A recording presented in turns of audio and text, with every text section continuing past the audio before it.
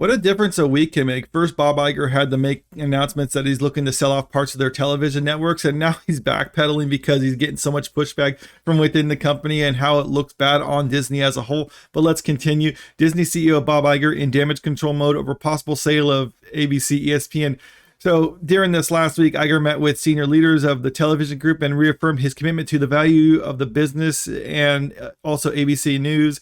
So yeah, he's looking to sell off ABC, the whole network, get co-ownership of ESPN, and also sell off FX, things like that. The source said Iger's undisciplined off-message remarks last Thursday sent shockwaves through Disney, which, along with ABC and ESPN, also owns FX and National Geographic. Another point to point out about National Geographic is they actually did fire a lot of their full-time staff, so it's pretty much just all contractors at this point now because they were trying to cut costs. The head honcho told CNBC last Thursday that he did not anticipate the degree to which the television or the legacy television networks would be struggling, and that he would be open to selling or spinning off Disney's cable networks. So just a little background about this. He was saying they're TV networks are struggling and he's opening the sell for them, but this is really what it's all about right here. So this is the initial article I saw from Bloomberg about this, and in the article he was talking about this interview, but one thing that's actually pointed out was Disney's media networks generated 35% or 24.8 billion of the company's revenue and more than 50% or 7.5 billion of its operating income, and this was reported before the pandemic right now, so it's bound to fluctuate a little bit, but keep that in mind. 24.8 billion of its network, and they're actually looking to sell those off to help prop up their streaming services like Disney Plus and Hulu, because Bob Iger says that's the future because cable's dying. Okay, fair enough. Well, how do those do? Well, according to this article, it was actually reported not too long ago that those networks or those streaming services have lost the company $800 million in just this last quarter. So in other words, he's getting rid of something that's generated $24.8 billion a year in favor of something that's lost them $800 million a year.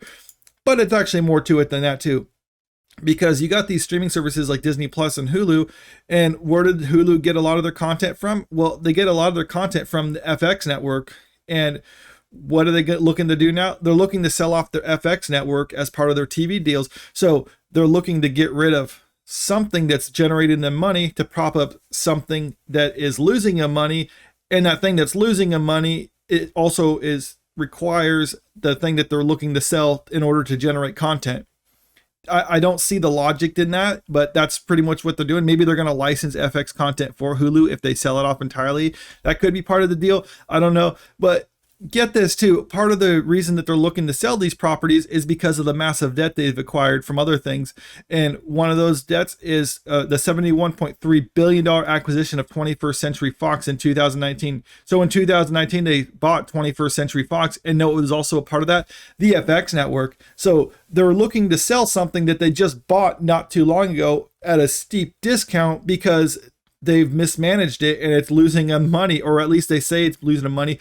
But even then, if they sell all of these networks right now that are actually giving them money and actually supplying content to the streaming services that they think are the future, this is all they're going to get for it is $8 billion. $8 billion, $71.3 billion for just the 21st Century Fox acquisition alone. That's not a good look. And I mean, and not only that, but they still have the $27.5 billion deal that they have with Comcast that they have to pay them for their Hulu rights. So what's going to happen here? And Bob Iger doesn't know what he's doing right now, so he's just saying like, well, we're in debt, we have stuff, so we have to sell stuff even if it's at a loss. We have to cut our losses and sell things in order to try to make some money right now, but it's not working. And I think what happened with the interview is he was basically just in the middle of an interview. He maybe a little flabbergasted or a little off guard or something like that. He didn't know what he was saying. I think what he did is he just let the cat out of the bag too early. And for someone who's managing a company this much in trouble, I can see why he might get a little flustered and might not think through everything he says and just say a comment off the cuff. And it turns out, oh wait, I accidentally let it slip that this is what we plan on doing, or this is what I'm considering doing, because we have no idea what's going to happen.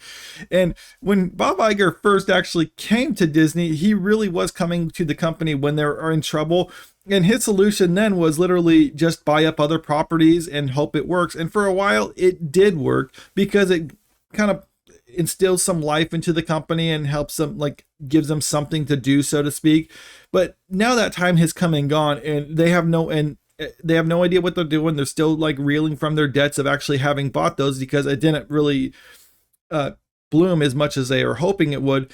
And now his legacy is ultimately going to be the guy who basically bought up things for Disney and then ended up selling them, and the company's probably going to revert back to what they are, but just at a diminished cost, because everything that they seem to buy, they destroy. I mean, they bought Marvel properties, they bought Lucasfilm. I mean, they're now tarnished brands because of the way they've been managing it, and I don't see them actually succeeding with this method.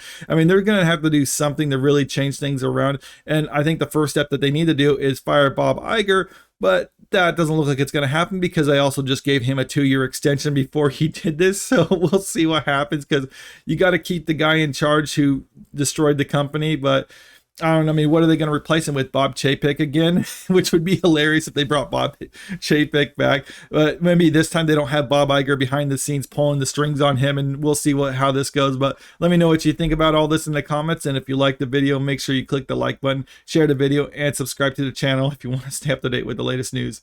Thank you.